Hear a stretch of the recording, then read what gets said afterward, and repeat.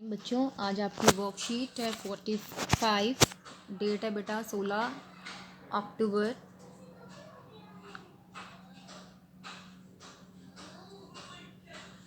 और टॉपिक है आपका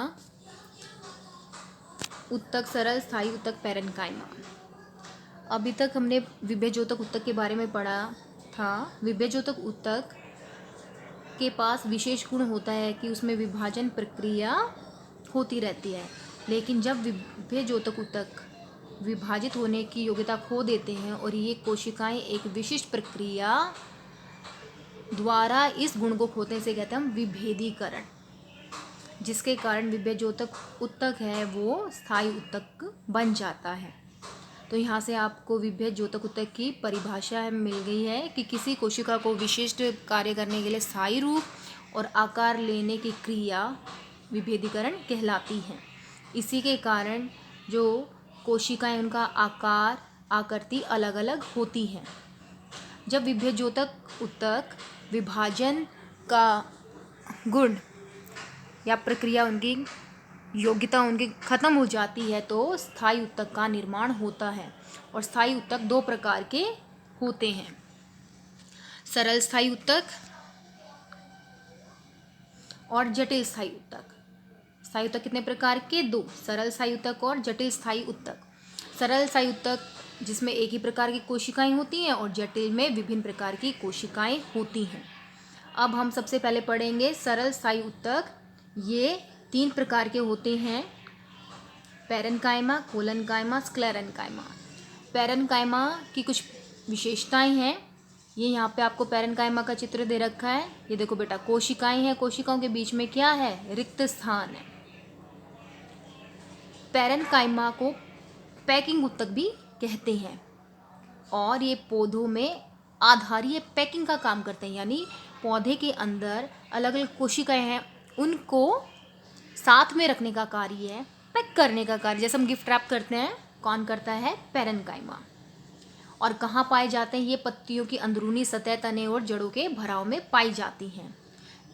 इनकी विशेषताएं क्या है? इनकी विशेषता है कि कोशिकाएं जीवित होती हैं, कोशिका भित्ति पतली होती है, कोशिकाएं बंधन मुक्त होती हैं, इनके मध्य काफ़ी रिक्त स्थान होता है। देखो बेटा, हमने ऊपर एरो देखा था, इनके बीच में देखो कोशिकाओं के बीच में काफ़ी रिक्त स्थान होता है। और पैरेन्काइमा का काम क्या है? पैरेन्काइमा पौधे को आधार प्रदान करता है। इनकी कोशिकाओं में रसधानियाँ होती हैं। रसधानियाँ आप पादप कोशिका और जंतु कोशिका में भी पढ़ा है कि पादप कोशिका में रसधानियाँ बड़ी होती हैं और ये क्या करती हैं? जल और भोजन को एकत्रित करने का कार्य, इकट्ठा करने का कार्य रसधानियाँ करती हैं। इसके बाद पैरेन्काइमा के प्रकार है। पैरेन्काइमा दो प्रकार के हैं, क्लोरेन्काइमा और एरेन्काइमा। क्लोरेन्काइमा नाम से ही पता चल रहा है कि जब पैरेन्काइमा के अंदर क्लोरोफिल डेवलप हो जाता, विकसित हो जाता है, तो वो प्रकाश संश्लेषण की प्रक्रिया भी शुरू कर देता है और ऐसे पैरेन्काइमा को हम क्लोरेन्काइमा कहते हैं। जलीय पौधे के पैरेन्काइमा को एरेन्काइमा कहते हैं। जलीय पौधे, जो पौधे पानी में पाए जाते हैं, उनकी कोशिकाओं के बीच हवा की बड़ी गुहिकाएं होती है। गुहिकाएं का मतलब स्थान, और इंग्लिश में कहते तो कैविटी। जैसे आपके दांत है, कीड़ा लग जाता है, कहते हैं ना, फिर बीच में छेद होता है तो कैविटी बन जाती है। देखिए गुहिकाएं, इन गुहिकाओं की मदद से ही जलीय पौधा पानी में तैर पाता है। अब क्वेश्चन देखते हैं, पादपों में स्थायी उत्तक कितने प्रकार के होते हैं, उनके नाम लिखिए।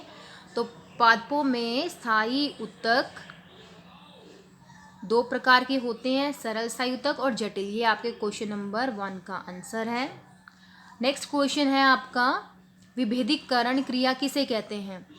तो विभेदीकरण क्रिया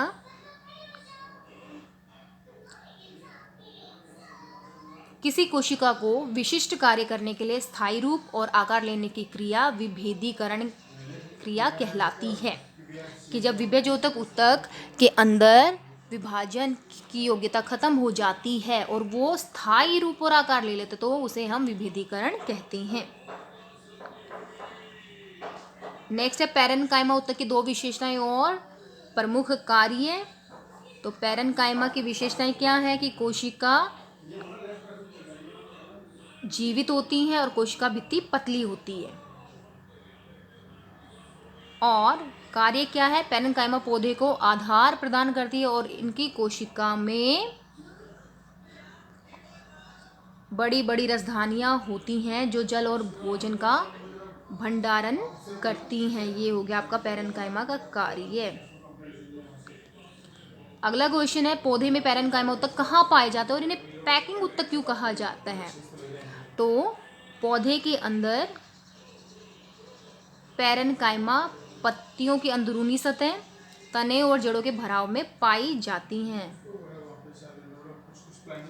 और पैकिंग उत्तक क्यों कहते हैं? पैकिंग उत्तक के लिए आप लिखेंगे यहाँ से, यह पौधे में आधारीय पैकिंग का कार्य करते हैं अतः इन्हें पैकिंग उत्तक कहते हैं। तो यहाँ से आपका ये क्वेश्चन नंबर 4 का आंसर है।